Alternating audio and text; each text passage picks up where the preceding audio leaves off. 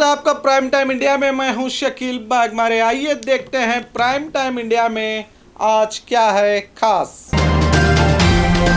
अदालत की तौहीन मामले में प्रशांत भूषण का सुप्रीम कोर्ट से माफी मांगने से इनकार।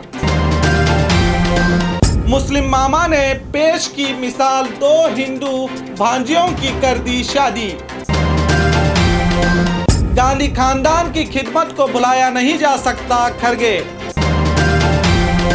देश में कोरोना के हालात और जानते हैं इतिहास में आज क्या हुआ था खास। आइए देखते हैं खबरें विस्तार से। अदालत की तौहीन मामले में प्रशांत भूषण का सुप्रीम कोर्ट से माफी मांगने से इनकार। पिछले दिनों प्रशांत भूषण ने सुप्रीम कोर्ट और उसके द्वारा दिए जाने वाले फैसलों पर सवाल उठाते हुए ट्वीट करके कहा था कि सुप्रीम कोर्ट लोकतंत्र को बचाने के लिए कुछ नहीं कर रही।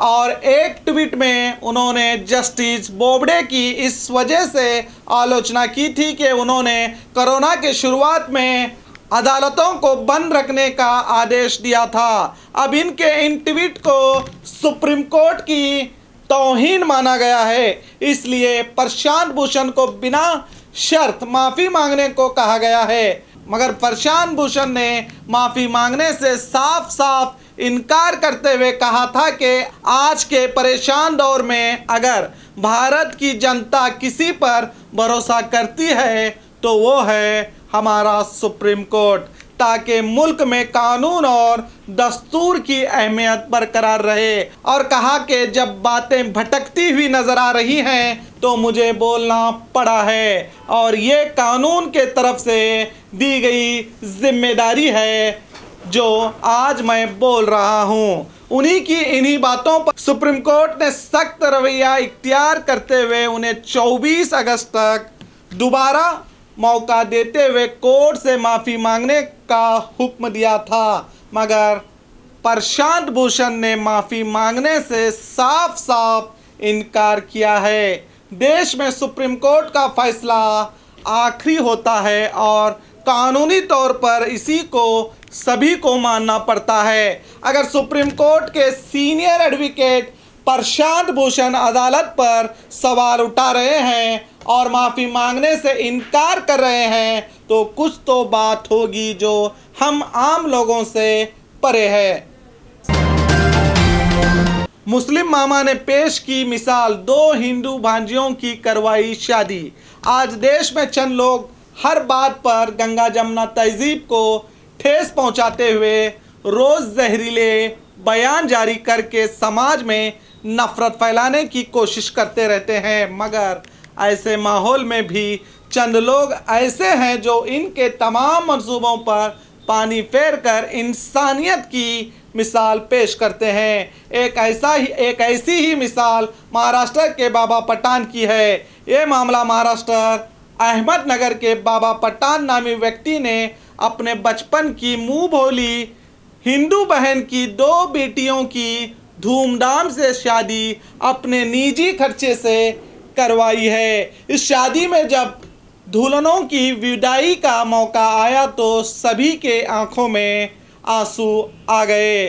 दोनों दुल्हनें अपने मामा बाबा पठान के गले लगकर खूब रोईं और इस मौके पर बाबा पठान भी अपने आंसू को रोक नहीं पाए।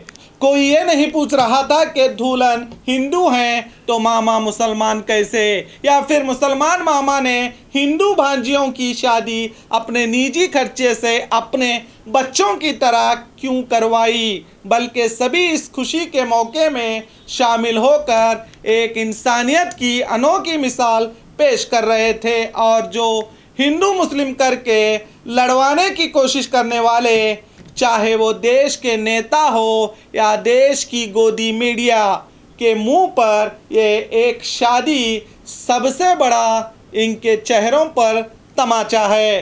बाबा पठान देश के उन लोगों के लिए मिसाल हैं जो बात बात पर हिंदू मुस्लिम करके देश की फिजाओं में जहर घोलते रहते हैं, जिसमें ना तो देश का भला है और ना ही किसी गरीब हिंदुस्तानी का भला है। इन सब को ऐसी बकवास बातों को छोड़कर देश की भलाई के लिए एक दूसरे का हाथ थामकर बिना किसी भेदभाव के सबकी मदद बिना जात और मजहब करनी चाहिए।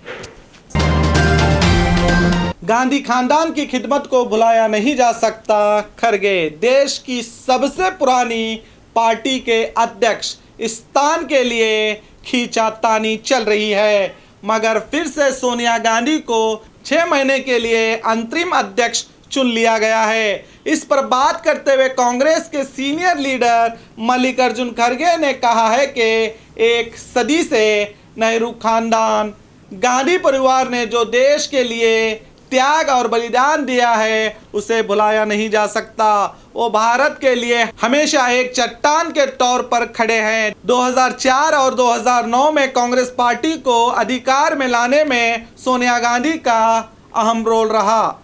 बताया जा रहा है कि कांग्रेस पार्टी के अध्यक्ष स्थान के लिए नए अध्यक्ष के तौर पर मल्लिकार्जुन खड़गे, सुनील कुमार शिंदे और अशोक गहलोत के नामों की चर्चा चल रही है। कांग्रेस के इन मुश्किल हालात में पार्टी के नेता कार्यकर्ताओं ने मिलकर सोनिया गांधी को ही अध्यक्ष पद पर बने रहने का आग्रह किया है। अगर सोनिया को मंजूर नहीं है तो राहुल गांधी को अध्यक्ष बनाने की मांग कर रहे हैं कार्यकर्ता। अब कांग्रेस राहुल गांधी को अध्यक्ष बनाकर देख चुकी है, जिनका पार्टी को दोबारा खड़ा करने में कोई खास असर नहीं रहा। अब सोनिया गांधी ही इस पद पर बनी रहेंगी या गांधी परिवार को छोड़कर कोई बाहर का व्यक्ति कांग्रेस पार्टी की कमान संभालेगा, देखना बाकी है।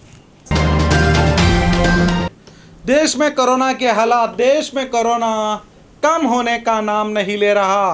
पिछले 24 घंटे में तकरीबन 61,000 नए मामले आए हैं। अब देश में कोरोना मरीजों की कुल संख्या बढ़कर 31,67,000 को पार कर चुकी है।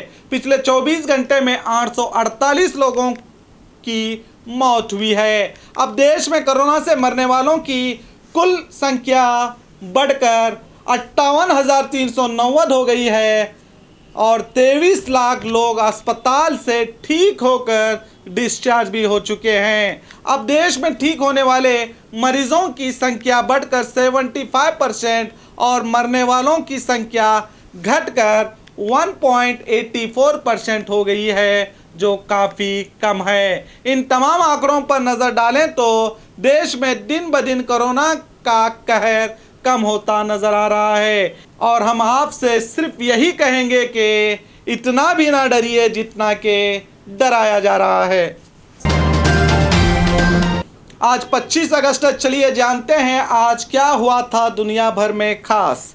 आज ही के दिन 2001 में लंदन में ऑस्ट्रेलिया के leg spinner Shane Warne test cricket के इतिहास में 400 टेस्ट विकेट लेने वाले पहले गेंदबाज बने थे। आज ही के दिन 2003 में मुंबई के गेटवे ऑफ इंडिया और मुंबई देवी मंदिर के पास हुए कार बॉम्ब ब्लास्ट में 50 से ज़्यादा लोगों की मौत हो गई थी और 150 से ज़्यादा लोग घायल हुए थे। 1957 में आज ही के दिन भारत ने फ्रांस में हुई पोलो वर्ल्ड चैंपियनशिप के फाइनल में जीत हासिल करके वर्ल्ड चैंपियन का खिताब हासिल किया था। आज ही के दिन 2012 में चांद पर सबसे पहला कदम रखने वाले नील आर्मस्ट्रॉन्ग का निधन हुआ था। तो और खबरों के लिए देखते रहिए आपका अपना B News Nation prime time India.